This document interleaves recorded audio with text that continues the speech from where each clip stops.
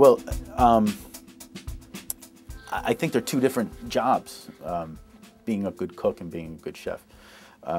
Being a good cook, I think it requires a level of passion. It requires the understanding of integrity through food, kind of feeling what this product is and a respect for the product, obviously, where the integrity falls into place.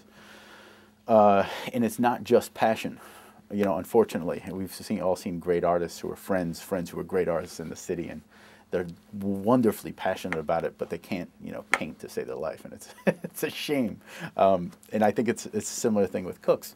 And to be a good chef, I think there's a lot of management that's involved. No one told me when I was going to school that 90% of my job would be diplomacy.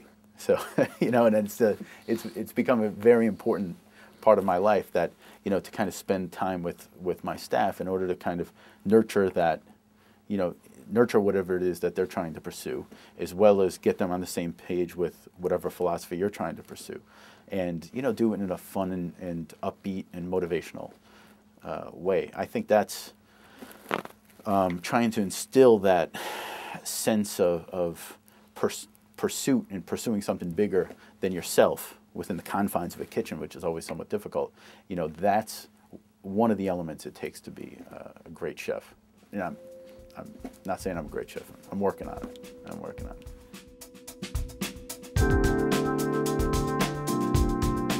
It's all about leadership. It's all about creating that vision and kind of saying, this is where we're going, and then trying to take your entire team there. My father used to tell me when I was a kid all the time, you're only as good as the people that you surround yourself with. If, you kind of hang around with people that may not have the same life that you envision for yourself, you're going to probably fall into that rut. So it's about really being that leader and finding that role and surrounding yourself with great people. I'm really, really blessed that I have a wonderful staff that I've already lined up at Scarpetta and that I've carried with me through different restaurants over the years.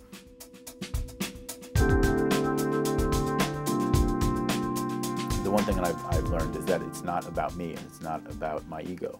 It's really about what's on the plate and the satisfaction and happiness of the customer. And that, I think the first time that it really kind of hit home, it's a little, it's kind of jolting a little bit, It's not about me, it's about the customer. And I really think I could justify a lot of things in my life because it is about that customer. Yeah, so tough lessons sometimes. No ego left. It's gotten kicked out of me.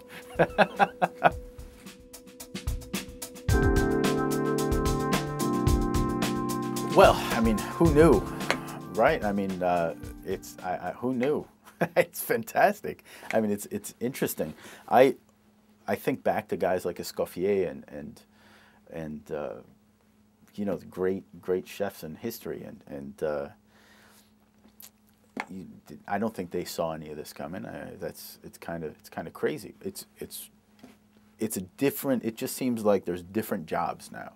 You have a different approach to your food, and a lot of chefs get a certain amount of credit for being completely undiplomatic. Let's just know this is the way I do it, and that's it. If you don't like it, get out. And that's fine. My intention is to just be as hospitable with clientele as possible, and if that relates to whatever, a guy like Mario. Look at Mario. He did this TV show years ago, and he's just taken off. And Emerald, and even Rachel Ray. She's not a chef; she's a cook, but still, and Giada, Tyler. It's unreal. It's unreal. I got no words for it, man. It's pretty. It's fascinating.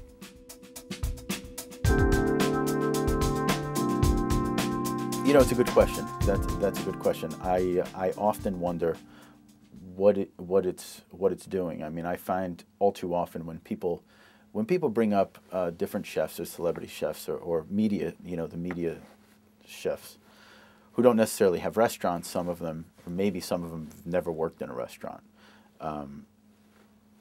I don't know if it's necessarily good for the business or bad for the business. I'm not sure if it has an effect on what I do on a daily basis or not. It's not necessarily teaching people about haute cuisine, about high-end food and all that kind of stuff. But, you know, not all food has to be high-end food. You know, the restaurant that I'm creating now, it's Scarpetta, is essentially an Italian bistro. It's a casual spot. And through it, like let's hope that that clientele and staff remain somewhat open-minded towards different food and different styles that every chef has, because it really is, everybody creates their own way. I guess every chef, as we cook and develop and grow and all this kind of stuff. Hopefully, you know, guests remain open to that.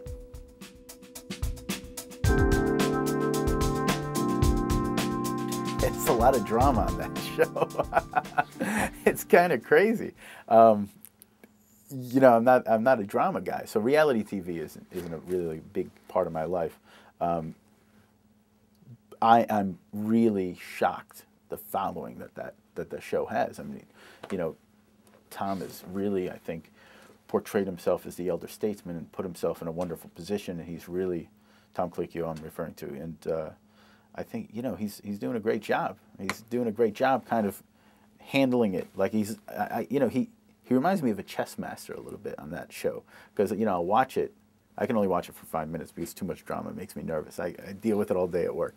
So, but he's kind of like a chess master. He kind of watches the pieces move and they fall where they will. And, you know, at the end, he's always, you know, the wise, knowledgeable one.